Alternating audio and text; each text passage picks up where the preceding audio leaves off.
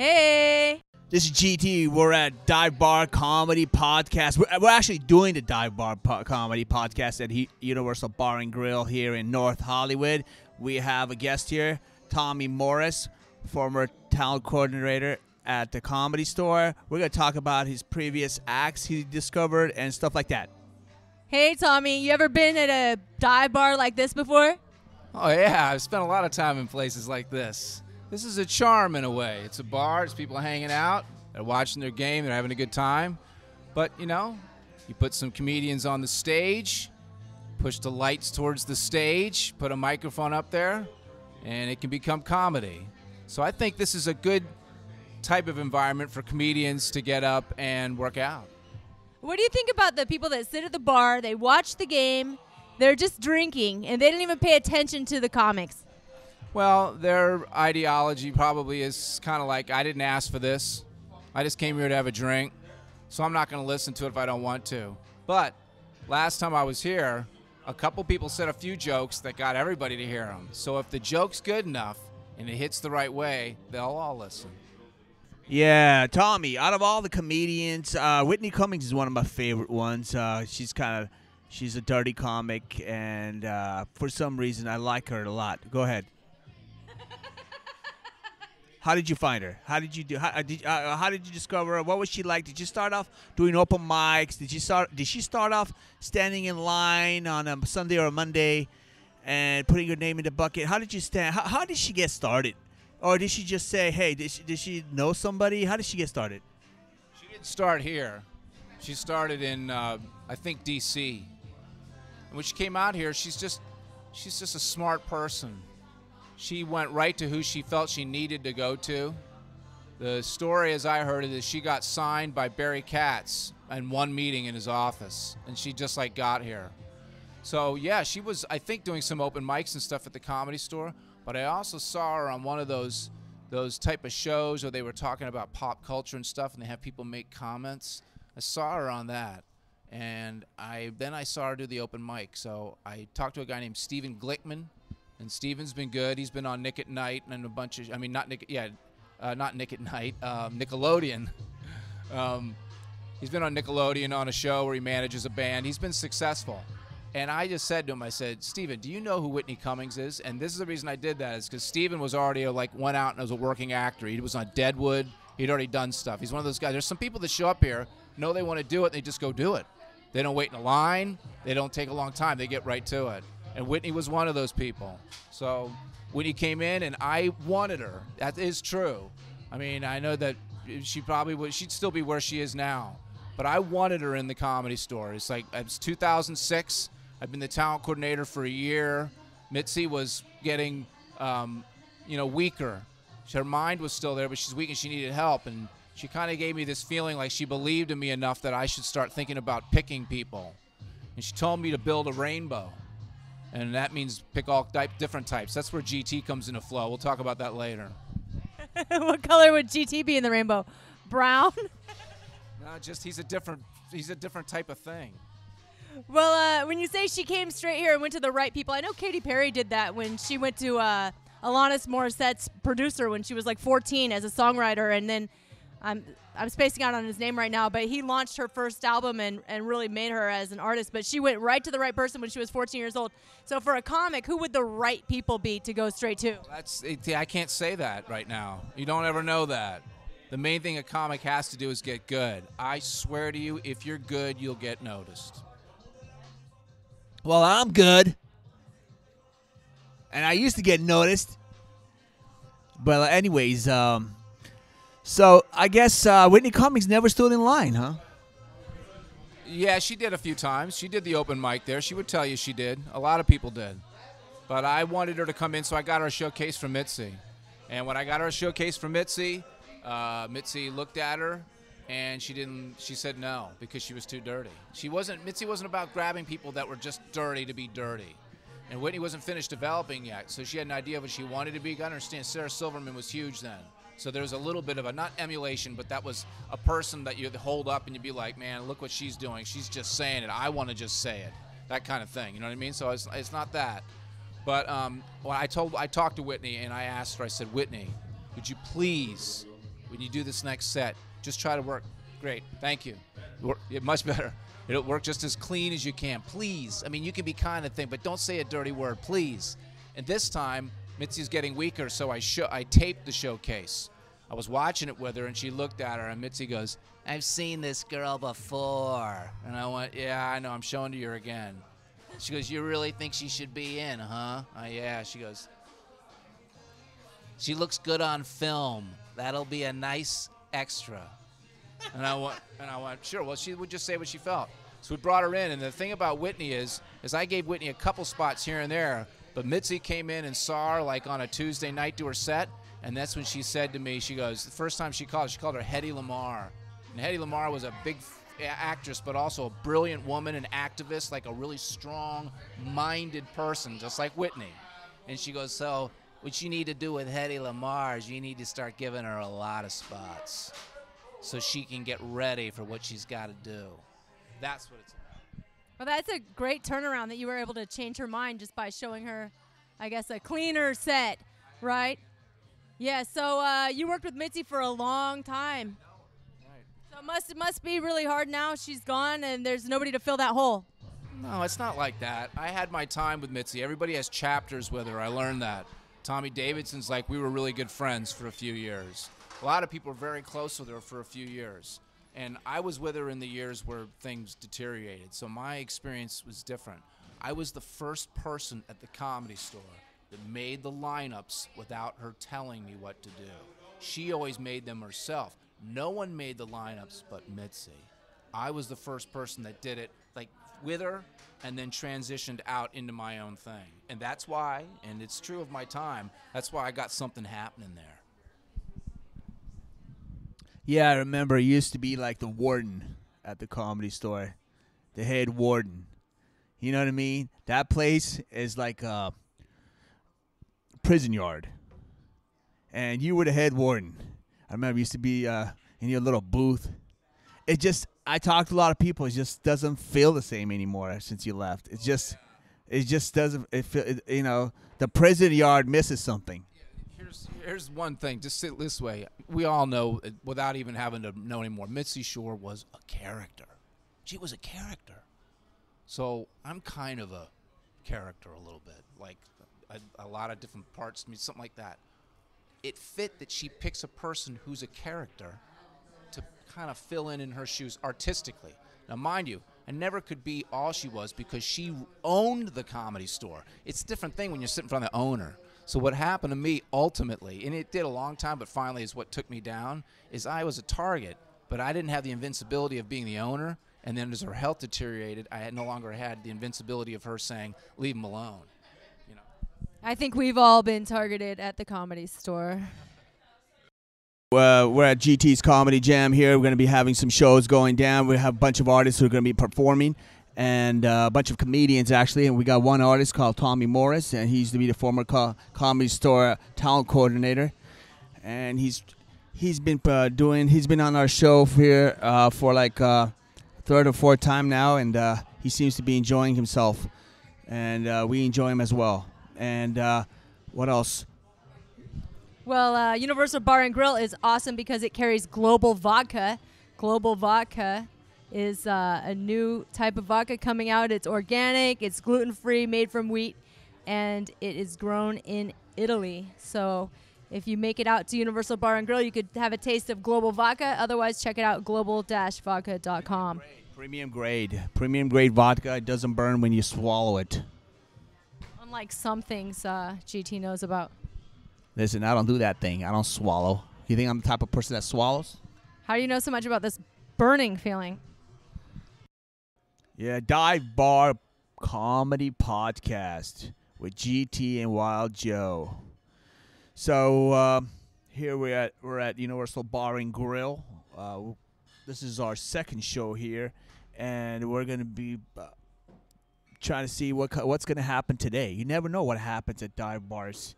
You know, you get some rowdy crowd sometimes try to start a fight or heckle or don't want to laugh, or I don't understand. They don't need to laugh. You need to make them laugh. So I don't know what we're gonna experience today.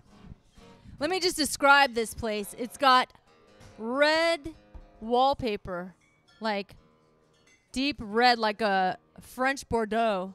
It's got stickers all over the walls. It's got sports playing. It's got beer on tap. It's got a scantily clad bartender. And it's got some serious drinkers here at the bar. What do you think? What do you think the show is going to be like tonight, GT? We're not at Lotus Lounge, that's for sure, or Liquid Zoo right now. The crowd here at the Universal Bar and Grill, it's more relaxed than the other dive bars we're throwing shows at. So I don't know what we're going to expect. You never know. So people get drunk and start shouting things, and they want to be part of the show. I don't know what we're going to expect here tonight. We've got Tommy Morris here. He's tuning up his guitar, getting ready for a live musical performance. After leaving the Comedy Store, he went with his career as a musician, singer-songwriter, playing his guitar on tropical islands. So up next, we'll hear more about that. Hey guys, looking for a tent? You need a tent for storage. You need a tent for your wedding. You need a tent for your party. You need a tent because you have no garage. Well, log on to webtentsale.com. webtentsale.com and browse around. See what you want. See what fits your needs. Once again, webtentsale.com. webtentsale.com or call 1-877-918-TENT. So we have Tommy Morris here warming up his guitar. What's that called? Tuning up? He's tuning the guitar. He's tuning the guitar. I think it's already tuned. He's ready to go. And you won't be able to hear us anymore. You'll just hear the music playing, which is so beautiful. It reminds me of the islands. Yeah. He used to perform at some islands off Honduras, I think. Hey, Tommy, what island were you living on? Well, before I say that, let me just say that these are cool shows. I've been to like 4 of them now. Dive bar comedy. I mean, these are cool little bars, but the kind of bars that people sit around and have a drink and talk to their friends. GT gets a good turnout, too. We get some good people out there. And I've been just taking a little bit of what I learned when I was at the Comedy Store many years and giving a little feedback to some of the comics after their set. A couple little insights maybe to help them line up a few things. Not tell them what to do, because that isn't the way I used to do it. That's not the way Mitzi Shore did it. She'd just tell them how you feel and maybe give them a thought, and then you do the work. I like coming to these because I get to play my guitar a little bit and sing. It's something that's a big part of me.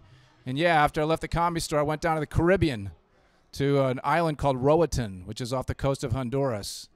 And it's like a scuba diver's paradise, kind of a best-kept secret. It's not as well-known as like the Great Caymans or Belize or something, but it's very unspoiled, and that's why a lot of people go there. The reef is completely healthy, so it really is like a scuba diver's type paradise. But one of the things I learned about the Caribbean, even like Key West and stuff, is acoustic players are a big deal down there. That's what people want. They want an acoustic player just to play songs while you're having your drinks by the beach.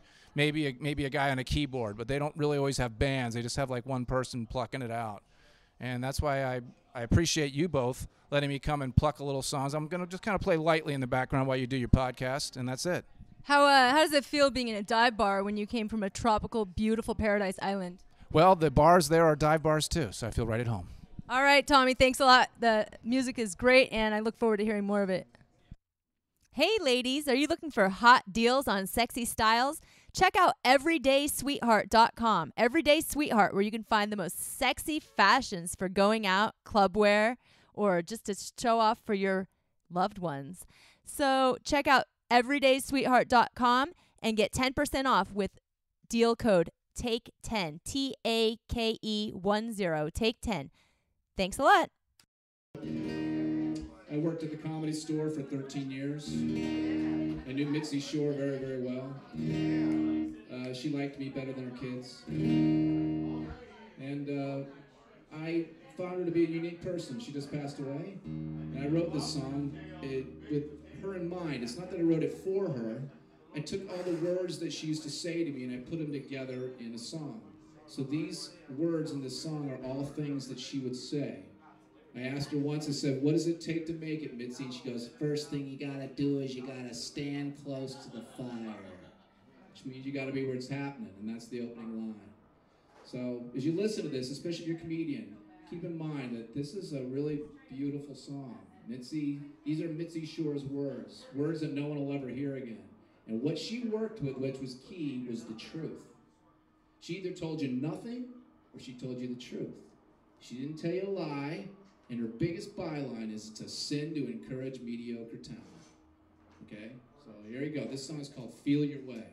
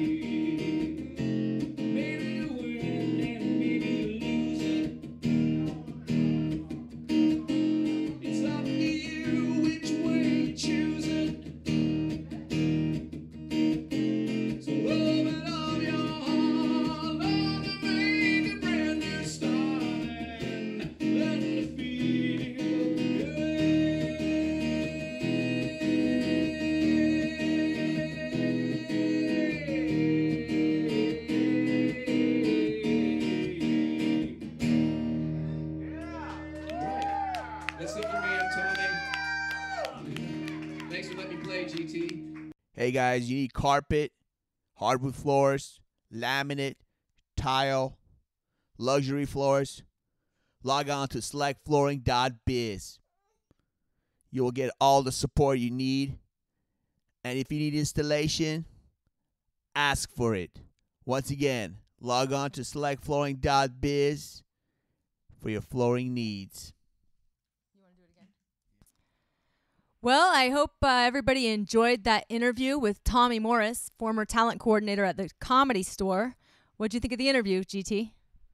That was some great interview.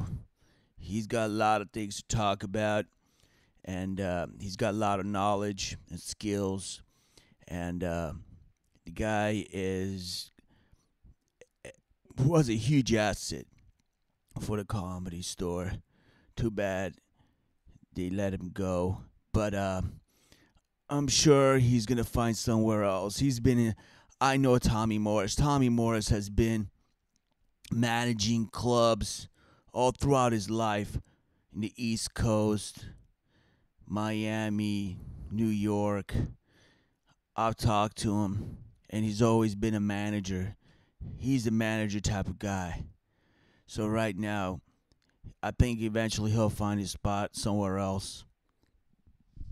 Yeah, I started comedy in 2012, so I was just overlapping when Tommy was about to leave. But he is a legend at the Comedy Store. It just hasn't been the same since he left. Yeah, it hasn't. Definitely it hasn't. I've been one of those bushes that's been whacked ever since he left. Aww. Yeah. So interesting what he said about some people just coming out to LA, going straight to the right people and making it right away, not standing in line, not doing open mics. I mean, that hasn't been your experience, GT. What do you think about that? The Comedy Store attracts comedians like flies. You know, they're all over the place in the patio. It attracts every Monday close to 100 comedians. Some are comedians, some are wannabes, some are storytellers, some are just poets, some are musicians, some are just want to try it out. I don't know if they're really comedians. I don't think you're really a comedian until you're really doing real regular shows and you're booked. I don't really consider you a comedian unless you've been doing it for a while. Well, I disagree. I think you're a comedian when you start, like you said, when you start getting booked and you start getting paid. When you start getting paid, that's when you're a true professional comic. Up until then, you're just a hobbyist. Yeah, I've been standing in line at the Comedy Store for a long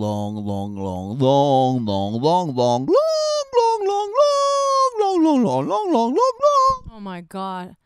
Well, that explains why you're just standing in line. Maybe you're not. Maybe you're annoying some people. You're not really getting in with the right people. Yeah, I'm just like I'm the type of person that wants to do my thing, and I have a unique act. Yeah, Tommy was saying that you are very unique, that you're one of the special colors in the rainbow. He never got back around to saying which color you are. I don't know what color I am. I have brown eyes. But the brown, that's not even in the rainbow. It's on the ground. It's the soil. Well, a lot of people have brown eyes. I think about 80% of the population has brown eyes. Whites have brown eyes. Hispanic have brown eyes. Armenians have brown eyes. Yeah, everybody gets some brown-eyed people.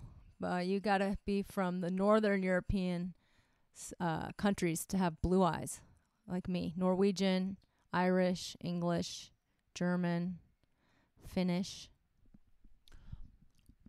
Well, yeah, I have. When I look deep into my eyes, I could see some different colors in there. You look deep into your own eyes, Yeah. GT? Yeah. I could see probably like a really tiny green in there. Does that mean I'm Irish? You're really looking deep. Very deep. I don't know if I've ever looked that deeply into your eyes, GT. I'll have to do it soon. Maybe there's a little bit of an Irish in me. I don't even know. Well, I don't know either, but I kind of doubt it. I kind of doubt the Irish went all the way down to Armenia to breed with your forefathers. Well, I come from the turtle family, but my forefathers, they come from the ape family. But my cousins, they come from the ninja family, so that makes me an Armenian ninja turtle. Well, what are your special skills as a ninja turtle? Do you have any special weapons or ninja skills? I know a little bit of martial arts. I know Taekwondo, and I know I laid eggs. Taekwondo? That sounds like Taco Bell. Taekwondo, right? Oh, I have an Armenian accent. I'm sorry. Anyway, I don't know if martial arts is... It's definitely not my skill. I've never seen you, GT, performing martial arts. I'd like to see that. Maybe you could add some of your special martial art moves on stage. I tried doing that. I got a lot of laughs. I'm always getting a lot of laughs. I'm a legend in my own mind. You sure are. You sure are, GT. All right. Well, that's our show. Thank you, everybody, for listening. This is the Dive Bar Comedy Podcast. We had the legendary Tommy Morris on, and we have many other amazing guests to come in future episodes. So please subscribe and listen every week. Yeah. Subscribe, download, get the word out, talk to people about the Dive Bar Comedy Podcast, GT's Comedy Jam. Hit me up on Facebook. Hit me up on Twitter. hit me up on Instagram, GT Topelian on Instagram. Don't be shy. Come out to our shows. Say hi. Show me some support. Show me some love. Yeah, the shows are always fun. They're always jam-packed with all kinds of crazy folks. And we love seeing new fans and fresh faces. So definitely come up to us, say hello. And if you're lucky, we'll sign your boobs. Boobs. Oh, yeah. I remember once I was in Tucson, Arizona. And I was doing the show, autograph signing at Rockaway Records, and I was sitting there, and there's a hot blonde chick standing in line, and she wanted me to sign her jeans, her ripped jeans, and I was like, wow.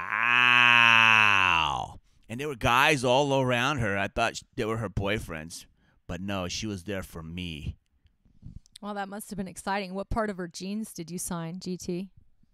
Around her thighs. Wow. I bet she never washed those jeans again. They say GT on them. I don't know. And then she hit me up on MySpace. That's back in the day. She hit me up. I'm all like, what's up? She goes, hey, how come we didn't hook up? I'm all like, you were there with your boyfriend. He goes, those weren't my boyfriends. Those are guys trying to hook up with me. Another missed opportunity from way back in the MySpace days, the golden years. I heard Craigslist got a section called Missed Opportunities, Missed Connections. You can actually go in there, say, hey, back in 2003 or 2002, missed connection at Rockaway Records. This is GT. Yeah, good chances that person's actually going to be on Craigslist that day and see your ad. I think she used to go to UC Arizona or something like that. I don't think UC is in Arizona. It stands for University of California. Or Arizona State, something like that. Wow. Not only was she beautiful, she was smart too. You really attract wonderful women, GT. Such a talent. Yeah, I attract hot bunnies. I don't know what they see in me. I'm just a magnet. I attract everything. Wow, GT. GT is definitely not short on confidence. He gets all the hot babes. Everybody wants him. And everybody dies laughing whenever he does a show. That's great, GT. I don't know. Something about me, man. People just, when they lay their eyes on me, they just can't get their eyes off me. It's like they just want to keep looking at me. They want to, and when at the gym, they want to like use the same machine. And then after I'm done, I'm like, are you sure you want to use this machine? This is for calves. I mean, yeah, I wouldn't want to use a machine right after you. It's probably pretty sweaty. Well, I always take my towel. I always use my own towel. And unlike most people at the gym, and then I have I always carry a bottle of water. My bottle of water is made out of glass. It's not made out of plastic. I'm not destroying my water with that plastic. Most of you guys are walking around plastic bottles and contaminating your water. I have gloves. I wear gloves, and I work out. I do intense workout.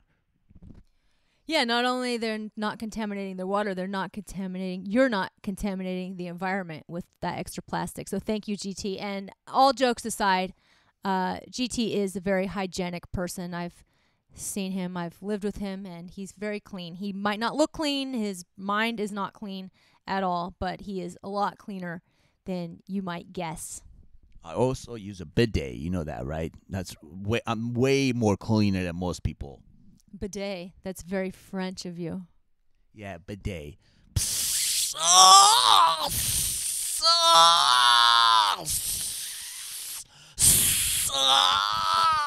Okay, enough of that. Enough.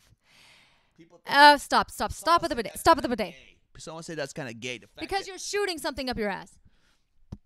Okay, we don't need to talk about this right now. I'm sorry, listeners. We better go while we, before this deteriorates into a disgusting conversation as it usually does with GT. Thank you for listening, and tune in next time.